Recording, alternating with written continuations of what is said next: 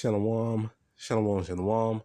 Go your praise on glorification to YAHAWASHI by Shemaka HaKodash. And Barak de Hawa, Barak de Shai.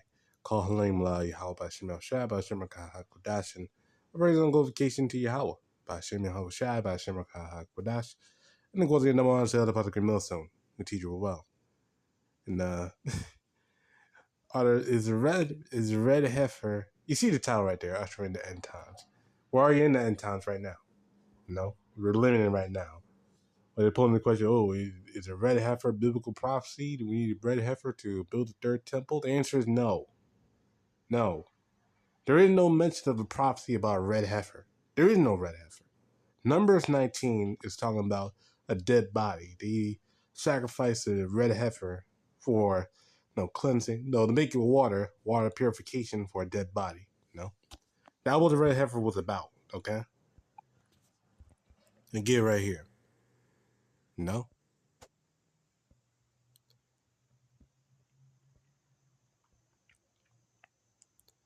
Number 19. I'm gonna skip around this because it's a little bit, Number 19, let's start verse 2. And this is the ordinance of the law which Yahweh commanded, speaking to the children of Israel, that they bring the red heifer without spot, wherein is no blemish, and upon which never came yoke. And ye shall give her unto Eleazar the priest, that he may bring her forth without the camp, and and one shall slay her before his face. That's why they killed the red heifer. They killed the red heifer. No, that wasn't spotted or blemished.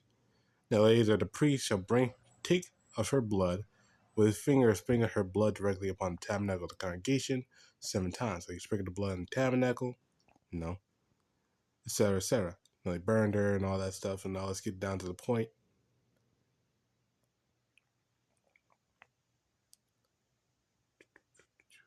There we go, verse 9.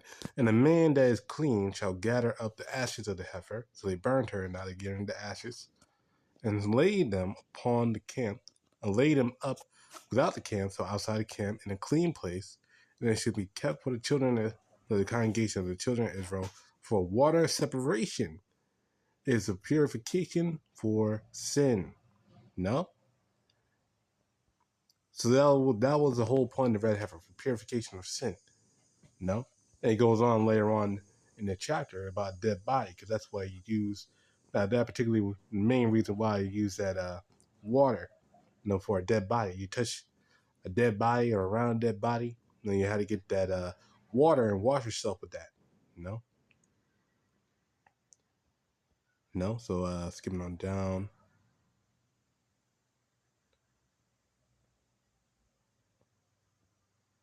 Verse 20, but the man that shall be unclean shall not purify himself, that soul shall be cut off from among the congregation, because he had defiled the sanctuary of Yahweh.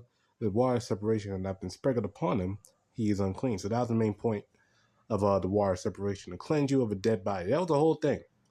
That's the main reason why. There is no prophecy about you sanctifying the temple, the third temple with the ram. They didn't even do it for the first temple or the second temple. No, they didn't do it for the first temple, or the second temple, man. No. Oops. There we go. See that? No, they didn't even do it for the first temple or the second temple at all. About a red heifer. They didn't sacrifice no red heifer for any temple, man. Now, the whole point of it was for cleansing the undead, or cleansing those who were around the dead.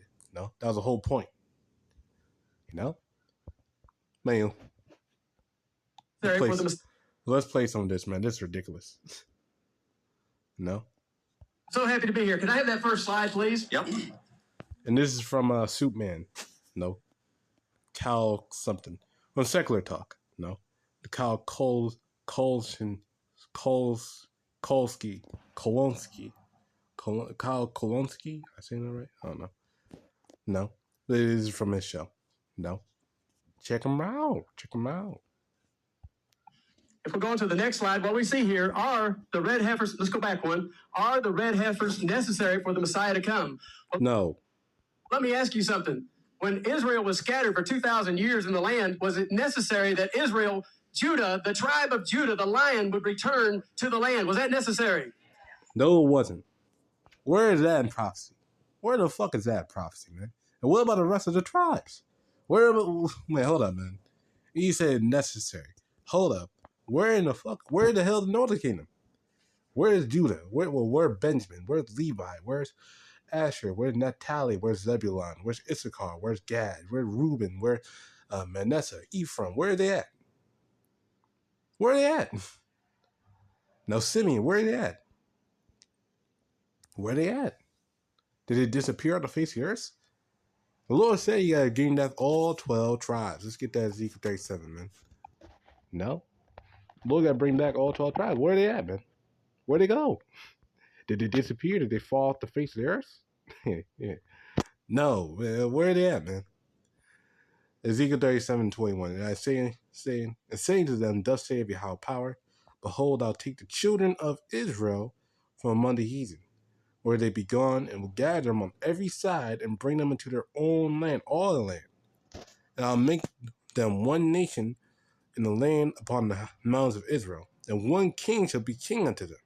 And they should be no more two nations, neither shall they be divided unto two nations any more at all. No, so they're going to be one nation, one unified nation, man. No? No, king, David got to be king, and Yahawashi got to be king over David. No? So you're talking about the son of David. No, I believe Jeremiah, I'm going to get that. Jeremiah 23. In fact, I'm going to get that now. Well, no, I have to get that in a second. Verse 19, skipping back up, saying to them, just to show you this, talking about the southern kingdom and the northern kingdom, saying to them, thus saith Yahweh power, behold, I'll take the stick of Joseph, which is in the hand of Ephraim, and the tribes of Israel, his fellows, and I'll put them with him, even with the stick of Judah, and make them one stick, and they shall be one in my hand. So all 12 tribes come together, man. And the sixth one thou writest shall be in thy hand before their eyes. No? So the Lord got to bring back all nations, all 12 tribes in the nation, and put them into their own land.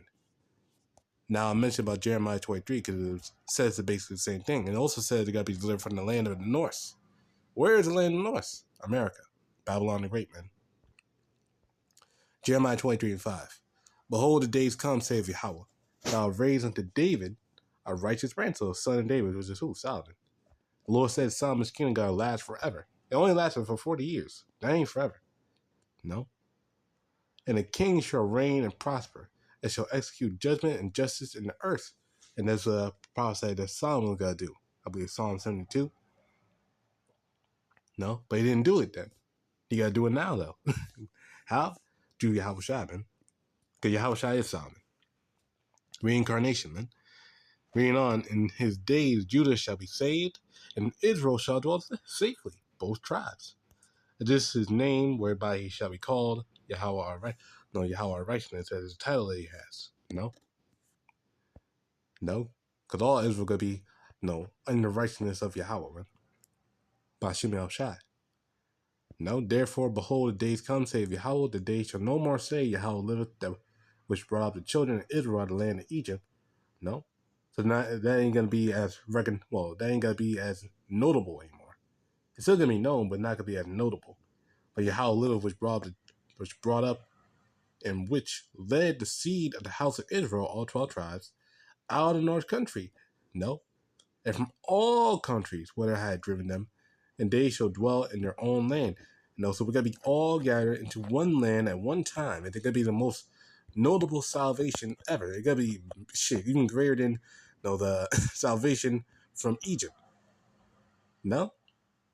Now, how the hell is that in 1948? No? How the hell was that, man? They only have the Northern Kingdom. They don't have that. They don't have it. They don't have the Northern Kingdom. They still have some of those small hats over here in America. Now, most of them still waiting to be brought back to the land. So they don't know what they're talking about, man. And the salvation from Egypt is still more notoriety, still more in notoriety to this day, man. So what you talking about, man? Keep going. Is it necessary that on the temple mountain of God, that there be a temple that we worship him there, as it says in Micah 4? Is that necessary that we build? It said Micah 4. Hold up. Wait. This dude just said Micah 4. Hold up.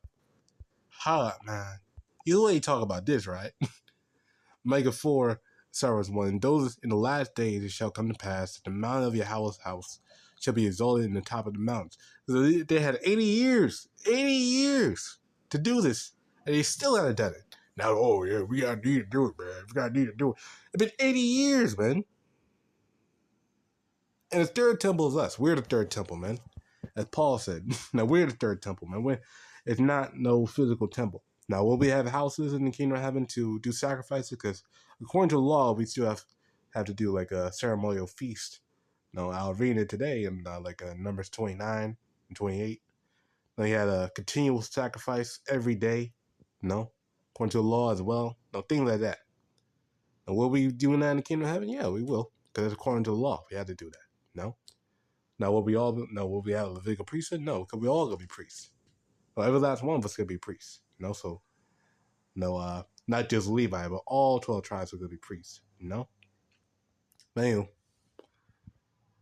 but this is most definitely not happening now. Shall be exalted but in the last days shall it come to pass, and the mountain of the house of Yahawah shall be established in the top of the mountains. So it's gonna be the top nation on earth. Is the land of Israel the top nation on earth? Well, in a sense, yes. Those Amalekites are the top nation of the world right now. But the real nation of Israel, no. And it shall be exalted above the hills, and the people shall flow into it.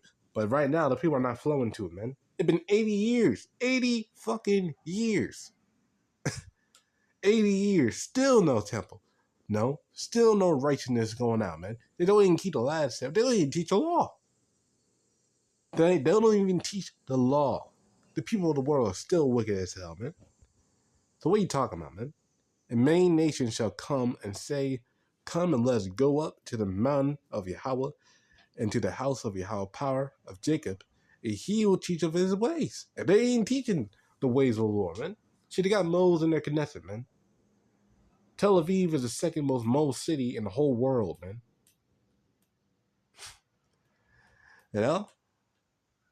They got goddamn kosher pig, man. Come on, man. They got McDonald's over there in Tel Aviv. Come on, man. Come on. It's still a fucking desert, man. The Lord said he got to make the land like Eden. It's been 80 fucking years. That shit is still a desert, man. Get out of here, man. And he will teach of his ways, and we will walk in his paths. For the law will go forth out of Zion, and the word of Yahweh from Jerusalem. No.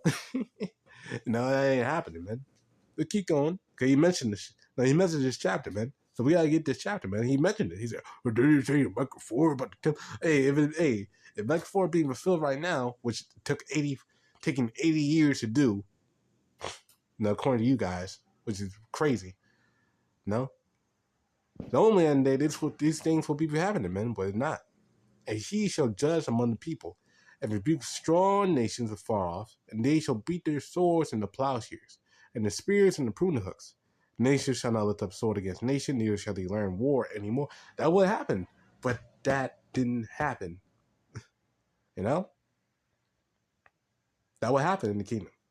It gotta happen in the kingdom. But not happening right now. This shit, they're getting bombed. They're getting attacked. Hey, Russia about to come down upon their ass, man. What the fuck they talking about? Oh, yeah, Micah 4 being filled right. No, it isn't, man. Because they're not the people. They're not the people, man. Again, they don't even keep the Sabbath day right, man. It goes according to the moon. Man. There's people, man. There's something, huh? But they shall set every man under his vine and under his fig tree, and none shall make them afraid. For the mouth of Yahweh of hosts has spoken. And they're afraid over there. Now, they can get fucking bombed any day. That's why they got Iron Dome, man, because they're scared. So what are you talking about? Oh, yeah, prophecy. Man, shut up, man. You get going on this. Build the land. So the first step on the red heifers is that we are going to move towards building that temple. This is the first step, and it has to happen. So understand what he's saying here. He's saying the Al-Aqsa Mosque, basically needs to be destroyed and need to build the third temple there.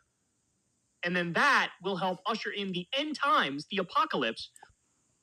We're already in the apocalypse. Apocalypse just means revealing. And right now, the devil being revealed who he is. The devil. The so-called white man, the liar, man. Now, this nigga right here. Damn. Where Jesus comes back on a winged horse. This guy. Not a winged horse. No. It's a chariot. So-called UFO. And even then, you wouldn't believe that. No.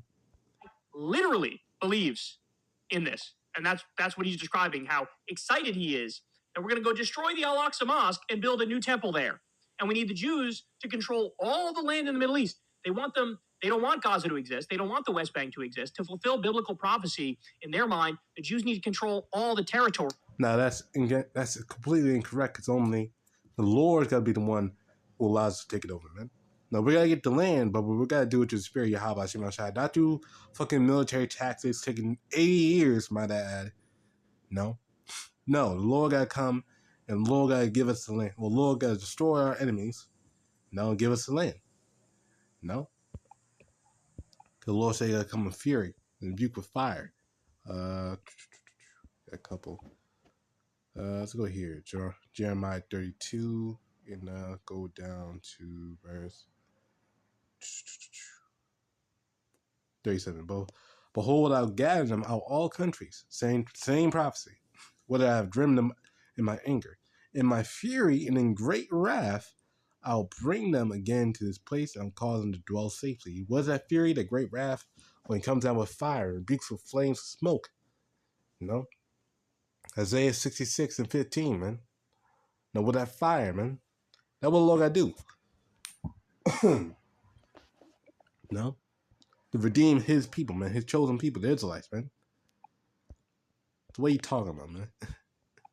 Which is why all these people gleefully support mass starvation of innocent people and mass killings, mass murder, genocide on a daily basis of innocents. Kids being shot in the face, innocent people being bombed. Gaza is the #1 place in the world with child amputees because Israel drops so many bombs on them and plays these sadistic games where they shoot different body parts on different days. And all these guys look at that and they love it. All these Christians who are supposed to believe in empathy and love and altruism and humanity, they sit there and they cheer as innocent people get murked on a daily basis. Yeah, yep. He calling them out. But it's true.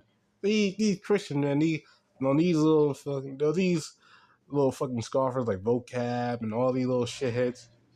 No, they support this shit. That's why they don't say anything about the small hats, man. What you're doing right now. No. Hey, ask vocab. No, if he rolls up. No, honestly, we shouldn't keep talking to vocab at all, ever. No, but if the spirit comes on you to do it, ask vocab about those small hats, man.